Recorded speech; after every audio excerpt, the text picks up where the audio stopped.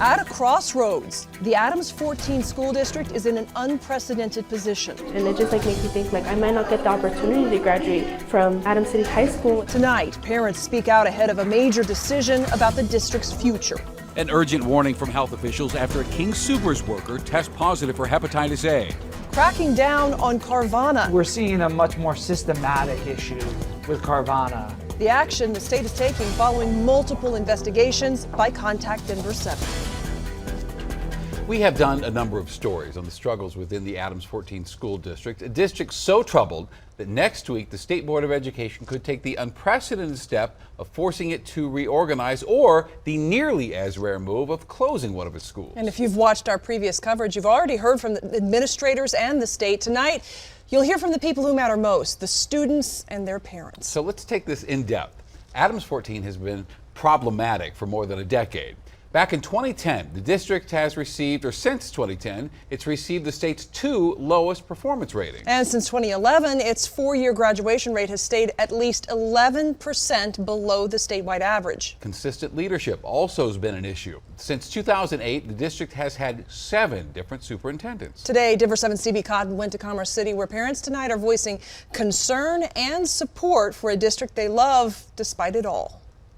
At tonight's meeting, there were students who are currently enrolled in the Adams 14 district, parents, recent graduates, and even members of the state's Department of Education. And the goal was for them to all come together to discuss ways they want to see the Adams 14 district improve and grow. For the common good. A packed house in Commerce City where the stakes are high for both students and parents. I might not get the opportunity to graduate from Adams City High School if they shut it down. But shutting down Adams City High School or reorganizing the district is on the table. If the Adams 14 district doesn't convince the state, it can turn things around on its own. The district has been plagued by low performance and lagging enrollment for years. The state doesn't have the option of doing nothing about it. Together Colorado, an advocacy group, organized this meeting to give families a place and a platform to share how they're feeling. Parents and students alike say they feel the state hasn't given them enough support. You need to meet us halfway. And that's what we're looking for. We're looking to have our public schools open. We don't want them to close. We don't want to say no to our kids. The district's current student population is more than 6,000 students, of which 86% identify as Latino. People here say it's important for the district to stay intact so culture can be preserved. Parents would also like bilingual coursework and more community engagement. Our language is Spanish, but their language is English as well. And in the future, they can speak more than 2 languages. Back in 2018, the state required the district to appoint an outside consulting group to help improve things. But the district fired the group earlier this year, saying it failed to meet expectations. Families here say the district only needs help from those willing to embrace their community. A lot of our students are also bilingual, and I think that's a really good thing that they're bilingual, because a lot of our students know more than 1 language, and we could use that as a strength. Es éxito. Yo lo que quiero ver es This mother saying she wants to see her kids be successful se gradúen en high school, and have the chance to pursue higher education.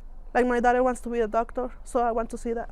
That will be my American dream. In Commerce City, I'm CB Cotton, Denver 7. And district leaders have to present a plan for improvement by April 14th. In the meantime, you can read up on our previous coverage on thedenverchannel.com. A change in leadership tonight. Vanessa Wilson is out as Aurora Police Chief. Wilson was fired today, 2 weeks after Denver 7 investigative reporter Jennifer Kovaleski first reported that Wilson's days in charge were numbered. City Manager Jim Twombly says the decision came down to concerns over department management. Chief Wilson prioritized community involvement. This is something we all recognize as a strength of hers. However, there's more to being chief than that, and that involves management of the police department.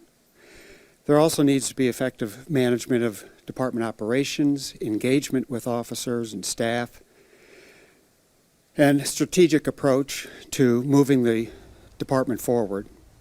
Wilson's firing comes one day after Denver 7 broke the story of that independent review cataloging an extensive backlog of investigations. Twombly said today that Wilson was not fired because of that records issue. It really comes down to a lack of confidence on my part for her to be able to lead the department. Wilson's attorneys accuse the city's conservative leadership of trying to smear Chief Wilson's reputation and credibility. In a statement, she says she's thankful for the opportunity to lead the department and plans to continue her career in law enforcement. The city will pay her 12-month salary of $207,000. The Aurora City leaders plan to name an interim chief in the coming weeks, and they hope to hire a permanent chief in the next 6 months. In the meantime, APD will be led by Division Chief Christopher Jewell. Jewell's been a police officer since '94, been with APD since '04. He was promoted to Division Chief in January of last year, a role in which he oversaw patrol operations. We're seeing a much more systematic issue with Carvana that is happening more frequently in more counties with more cars. Since Contact Denver 7 first started investigating complaints about the online car dealership Carvana, we found the state of Colorado is now taking action. I have been digging into Carvana complaints for 2 months now, especially people not getting their titles and finding out about undisclosed damage. Tonight we are going in depth with the head of the state agency now putting Carvana on notice. You might have heard of Carvana and that we sell cars online. Carvana's promise is easy car buying. But one customer after the next I don't want anyone to experience this. tells Contact Denver 7 run away from these people at all costs. but Carvana's promise was broken. This could potentially be serious odometer fraud. Contact Denver 7 has been investigating the popular online car dealership, now under scrutiny nationally. Multiple states issuing fines and suspending their license. To this point, though, it seemed the state of Colorado had done little to nothing. Is this an important issue to expose? Oh, I think it's a really important issue to expose. So we sat down with Mark Ferrandino, the head of Colorado's Department of Revenue, which oversees car dealerships in the state and is very aware of Carvana complaints. We're seeing a much more systematic issue with Carvana. They're moving cars so quickly that they haven't done their due diligence behind the scenes to make sure they have a clear title before they sell the car. We found his agency has received complaints from more than half of the counties in our state about Carvana's paperwork problems at the DMV. There's a specific issue that is greater with Carvana than they're seeing with other dealers. Really? And yes, and that's why there was a meeting we had with them to say, this is a problem, it needs to change. Contact Denver 7 has learned state regulators met with Carvana a few weeks ago. The company promised changes, saying they'll get a new contractor and stop selling cars without the title in hand. While Carvana reps have not agreed to an interview, in a statement to Contact Denver 7, a spokesperson points out the vast majority of their more than 2 million customers have not encountered any such problems. Carvana blames the pandemic for paperwork errors, saying now they have made several improvements to their Colorado processes. Do you have confidence that Carvana is actually going to make these changes? You know, we had the conversation. I'm hopeful because I think stories like this that you're doing, complaints we're hearing from the counties, it's an issue. If they want to be able to sell cars, they're going to have to improve their processes. When it comes to enforcement, Colorado's hands are tied. Even though Carvana has a license here and is building a car vending machine in Denver, the point of sale is out of state. So all of these investigations were closed because Colorado doesn't have the authority to investigate? That is correct. Have our laws kept up with technology, with online dealerships? So we as a state and other states need to have that conversation as we see more and more sales across the country.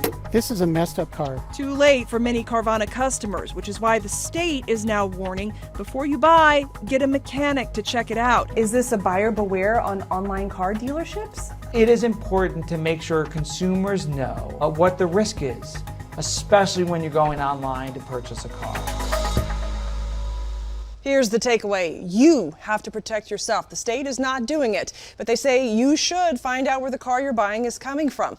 Check the VIN to make sure it wasn't stolen or severely damaged. Most important, lemon laws do not apply to used cars, so get that car inspected by a mechanic you trust before you buy it. Nice work, Jacqueline. So have you recently purchased meat or cheese from the deli at King Soopers in Wheat Ridge? And if so, you might want to make sure you have been vaccinated for hepatitis A.